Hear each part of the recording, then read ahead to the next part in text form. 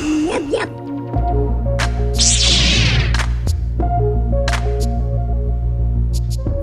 Hey everybody, welcome back. I'm the Gerbil, and this is the Galaxy Last Week, June 12th. And in this episode, I'm going to try to cover all the exciting news that happened regarding Star Wars Galaxy Heroes and Star Wars over the last 7 days. And I'll tell you, it's been really interesting, specifically for Galaxy of Heroes. That thing right there, very interesting. Very interesting. We'll get to it in just a second. Let's dive in, shall we? So on June 10th, the Road Ahead dropped on the official forums over at Capital Gains, and it was from none other than Mr. Crumb himself. So welcome back, Crumb. He's got a little baby Crumb, which we got to see on a video, which I'll share in a second. But the first item of business on the Road Ahead was, of course, the Grand Inquisitor. We got a little bit of an update, but not much. We now know that officially he's joining the holotables on June 22nd and will be available the next day on the 23rd during a 7-day event. So you'll have 7 days to unlock him. It will be a 7-star unlock. And they did explain that they anticipate him being usable not just with Inquisitors, but also with any Empire faction. Of course, the big news, though, was the Omicrons. No, not Omicrons. Where'd that come from? Datacrons. Datacrons. Now, Datacrons have already proven in just a couple days to be rather controversial, but I wanted to try to approach this with a more positive outlook. There is some questions that we have, a lot in fact, but I'm going to try to just give us a summary overview of the 2,900 word post that CG provided for us in the Road Ahead about Datacrons. So what are they? Well, Datacrons are a new farmable upgrade for an entire team. Think of it sort of as Relic 2.0, but for a team. You apply it for a singular team. It benefits everyone on the team with some caveats. They are upgradable like relics. You have to farm the upgrade materials. And we'll get more into that in just a second. But the objective with Datacrons is that it allows Capital Gains to provide and introduce new mechanics that are temporary. So there's a lot of opportunity for exploring and just troubleshooting, what works, what doesn't work, and we're not stuck with something that has to be nerfed or a whole new kit change after the fact. And I think that's actually a pretty good thing. They're intended to be used as a entirely independent economy from the rest of the game, and they are intended for long-term players, primarily more like veteran players.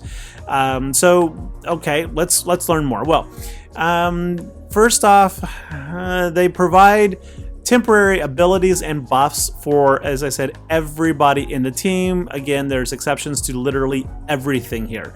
They are only currently available in GAC and Territory Wars. However, CG Crumb did an interview with AP Gains and Hynesy that we'll talk about. And in that quick interview, he did say that they are looking at taking it to Arena. So it could be soon Grand Arena Championships, Territory Wars, and Arena.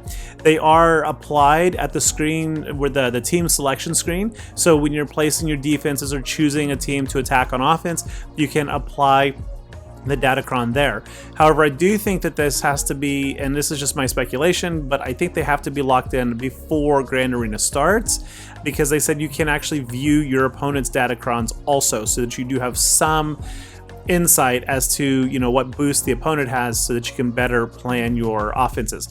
Each Datacron will have 9 levels, so similar to mods that go from level 1 to level 15. And as you upgrade your mods at 3, 6, 9, 12, you gain another roll of a bonus ability. Datacrons are similar. Levels 1 and 2 provide a bonus stat. 3, 6, and 9 provide a bonus ability specifically for light side or dark side, or for a faction, and then at the end for a single character. That one character there is where you have that caveat that ability levels 1 through 8 affect the whole team, but level 9 is for a singular tune. Also worth noticing or pointing out is that you have relic requirements for these abilities to be unlocked or applied. For example, Datacron level 1, 2, 3 requires a Relic 3 character. To get all the way up to that level 9, you have to have a Relic 7 character. As I understand it, though I could currently still be wrong, those Datacron abilities will work with the entire team so long as the minimum Relic requirement is met. we'll find out. Again, Crumb did do a bit of a Q&A, so check out his video. Let's zoom in on this graphic over here though, and we can see here, this is what a Datacron would look like that's been upgraded all the way to Relic 9. And we can see here at level 6, it says bonus mechanic for Inquisitors, and at level 9, it says bonus mechanic for Fifth Brother specifically.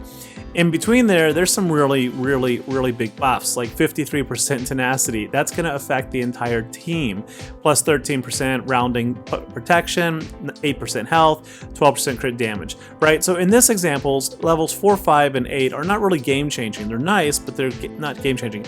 That level 7 could mean a win or loss if you're not paying attention, right? If you try to go in there with a heavy debuff team and your opponent is heavily tenacity'd up like that, that could definitely cause some problems. So you want to really pay attention to what your opponents are placing and utilizing before you attack now. Okay, so let's talk more specifically about what the Omicron is in the game, like how do we use it? Well, it is going to get a little confusing. First off, Datacrons will come to us in sets. There is the Datacron itself, then there is a Datacron upgrade material, and there is a reroll material. So those abilities, the faction ability, maybe it's the level 1, 2, 3. I don't know if it's the boost or if it's the stat boost or if it's the ability that you can reroll, or maybe all. Datacrons will come in different rarities, similar to I don't know, I guess, like, you know, it seems to me that speed mods are much more rare than others. I mean, maybe not. I like to think of Magic or Pokemon, but we got common, uncommon, and rare material types. Those are the upgrade ones. I kind of think of this as the character level upgrade droids that you get in the game, right? We all have 4, 5, 10,000 of the level 1s, but the better ones at the end are less common.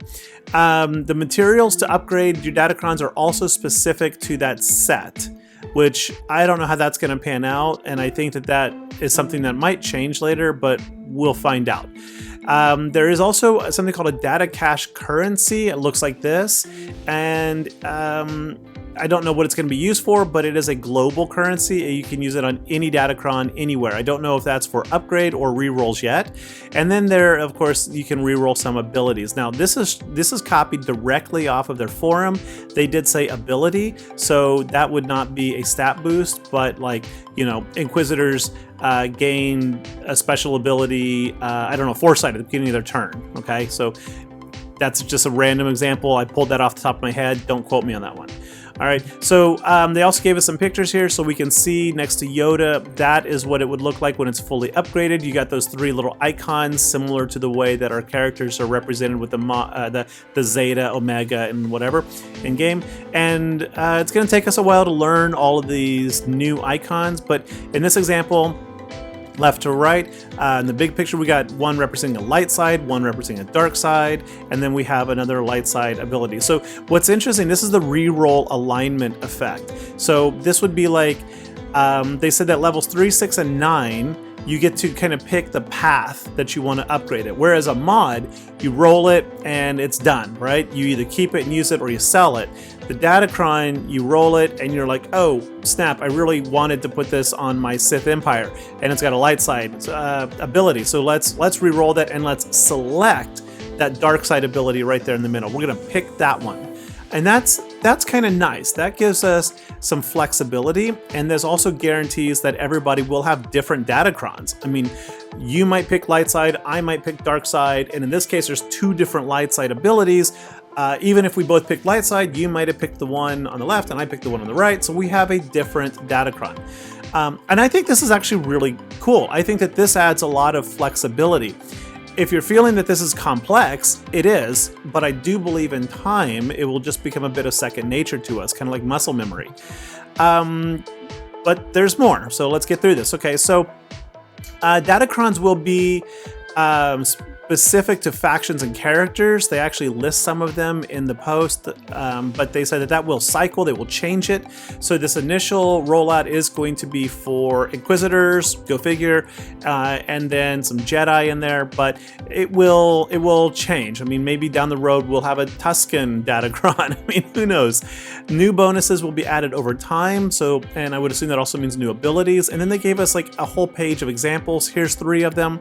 I'm just going to point out the third one. You can read this. I know you're literate. The third one says when an enemy is stunned, Isla takes a bonus turn. So see, you can see how that one is very, very specific to her, and that would make her actually a lot more viable on any team that has a high stun rate. I mean, you could put her now under Emperor Palpatine with his mass stun, with Count Dooku on the side with his stun on basic. I mean, imagine if all 4 of the characters are stunning, then it's like character, Isla turn, character, Isla turn, character, Isla turn, character, Isla turn. I mean, this allows, I think, some really interesting flexibility, and I think that's a good thing. I really do. It shakes the game up and keeps it interesting. All right, so how do we get these Datacrons? Well, primarily in Conquest. I can speak. And they said what they're doing is they're adding, not removing, not substituting, not changing, but adding a new node at the end of every conquest sector. There is a new node at the end of it.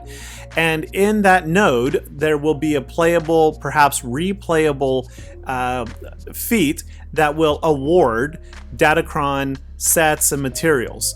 They did specifically say that hard conquest will yield better, more powerful Datacrons than easy or normal. I don't know if there's any in easy. I don't think it was actually stated.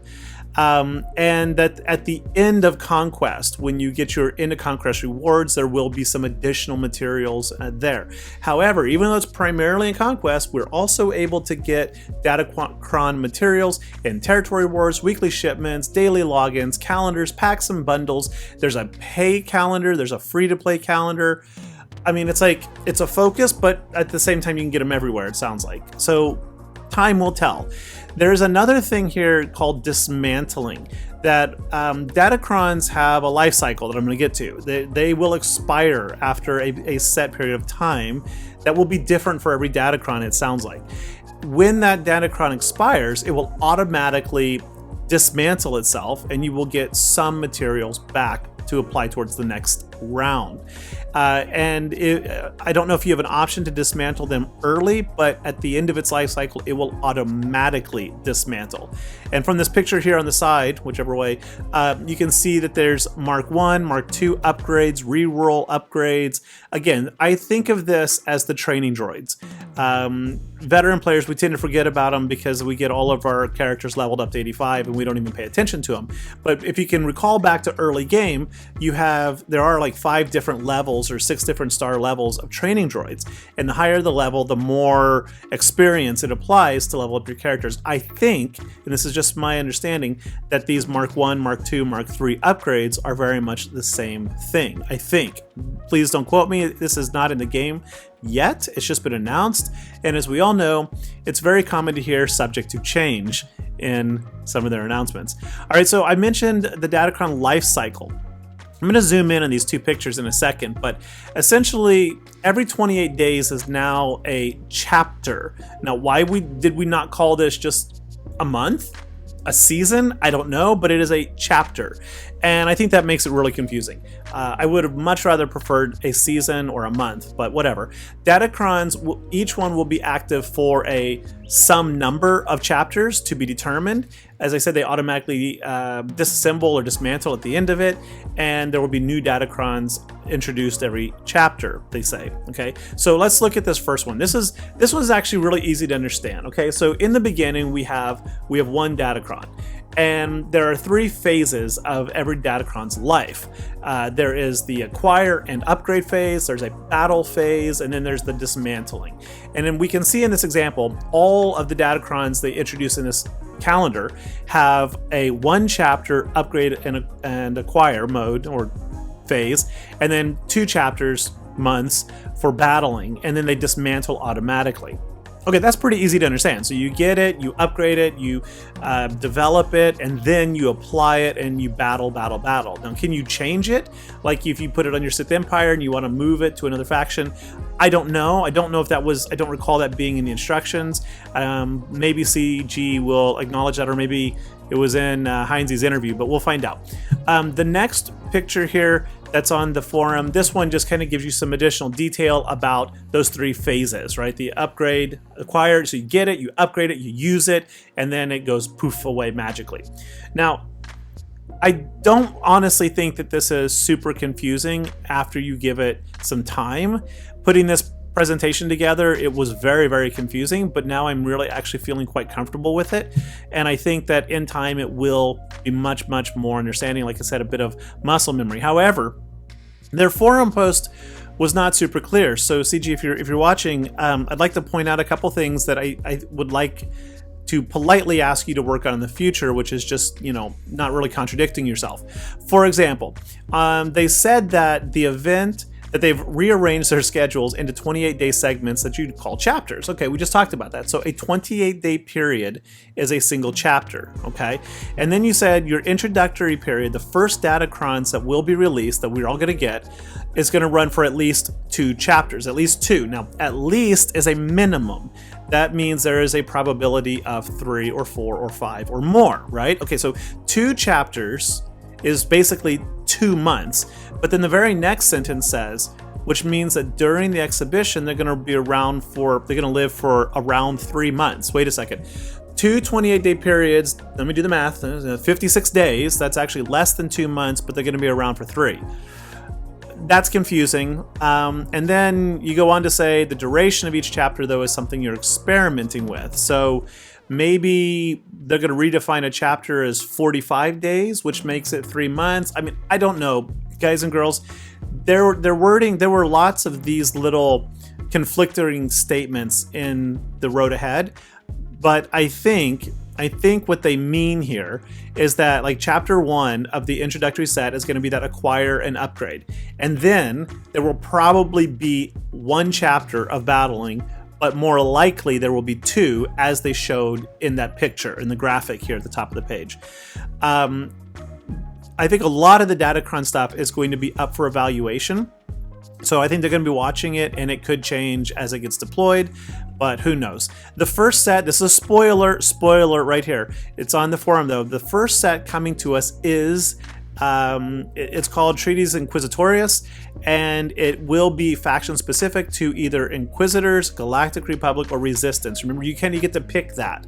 You get to pick the path you want to go down.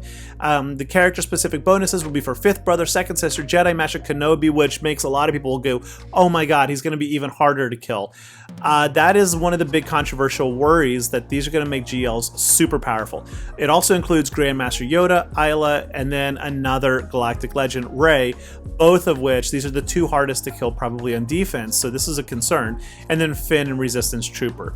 I would point out also that according to the forum road ahead, the emphasis, they said very clearly multiple times, the emphasis on Datacrons is to provide boosts to people with deeper, longer rosters, aka veteran players, and yet Jedi Master Kenobi is the most recent addition to the GLs, and 2nd and 5th Brother Inquisitors, which is the first set, is the most recent faction, so they are actually targeting right now, initially, people who have some of the more recent stuff, and I get that. That's how they monetize. Alright, whatever, but that's just something to deal with.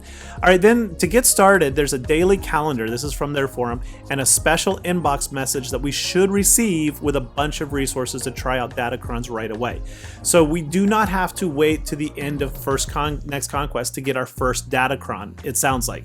And then they give us a graphic here showing us those Mark 1, 2, 3 upgrade and re-roll abilities that they're calling, forgive my pronunciation, acumen, I don't know, and alteration.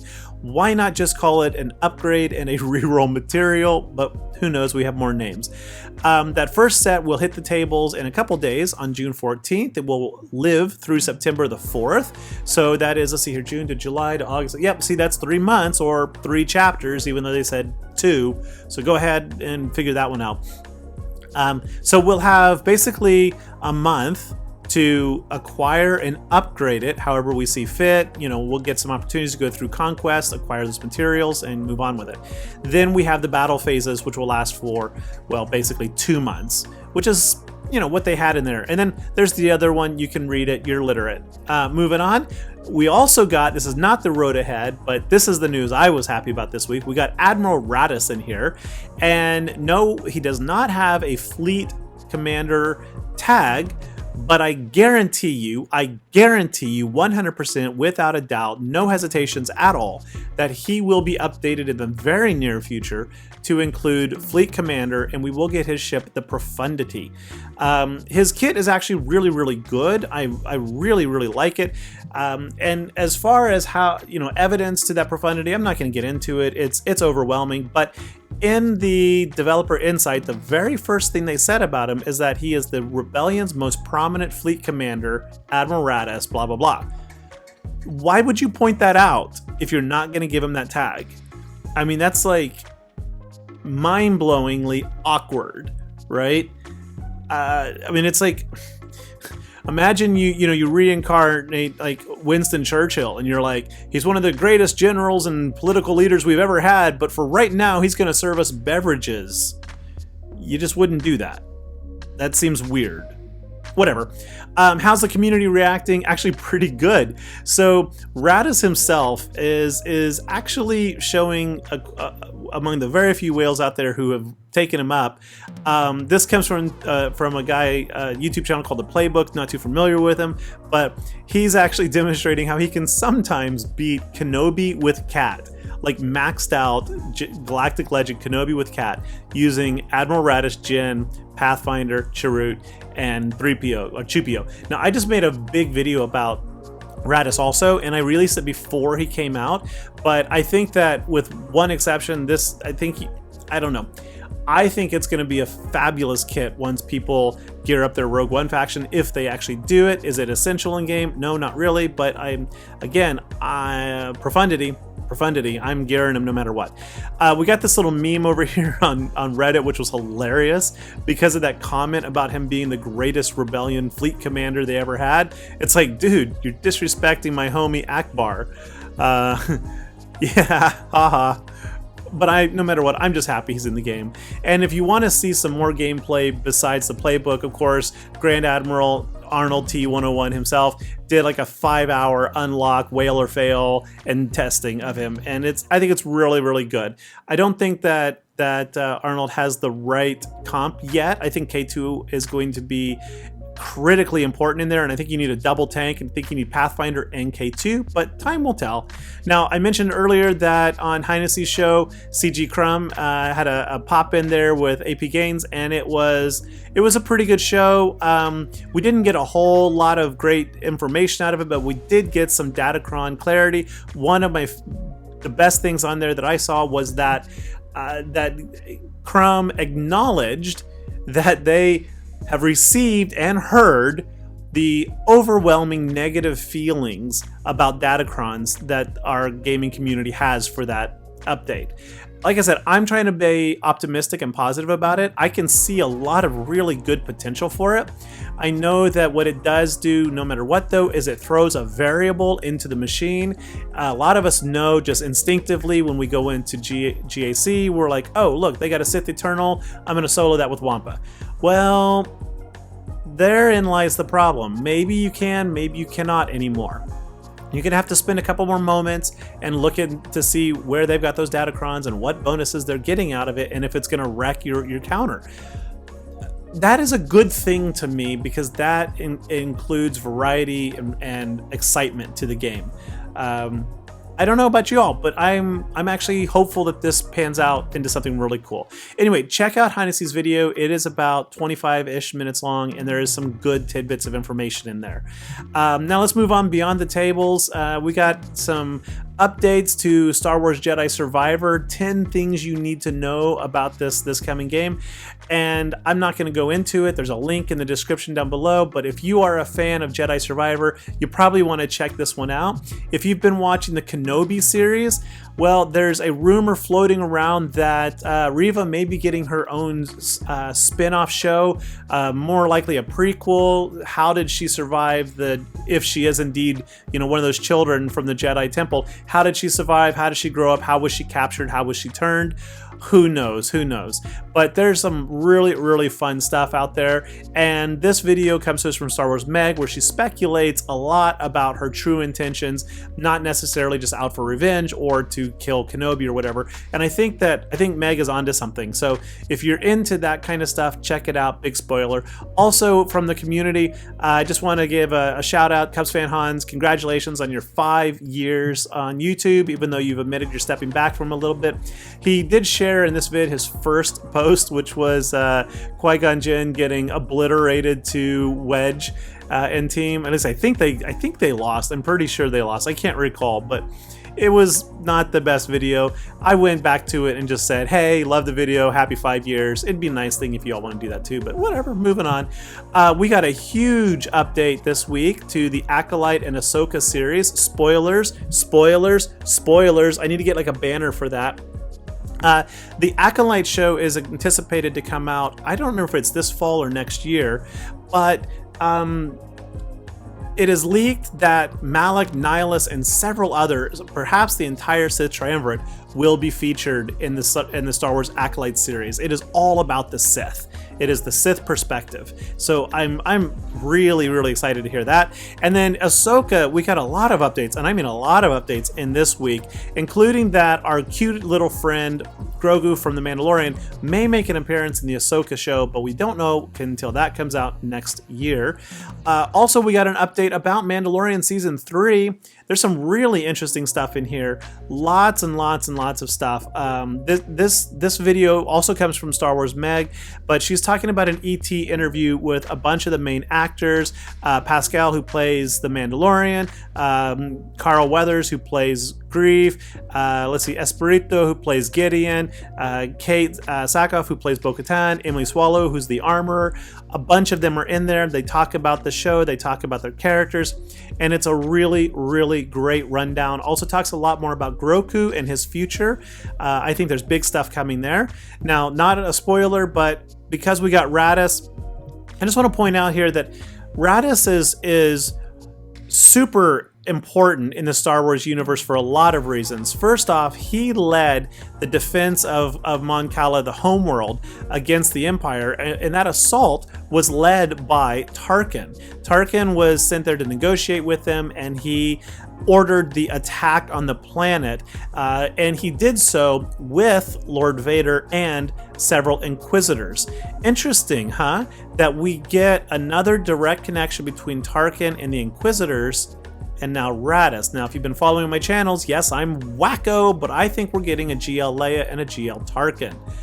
Just something to ponder. All right, finally, what's coming up? Well, we got the Datacrons coming June 14th to the tables. On June 15th, we're going to get Kenobi Episode 5, and this one is really the one I'm waiting for. This, Episode 6, not so much. Episode 5, I just got a big feeling there's some great stuff in there. We got the Grand Inquisitor gracing us with his presence on the 22nd, and then right below me here, you can see the list of all of the events this week in Star Wars Galaxy Heroes, so feel free to screenshot that if you want.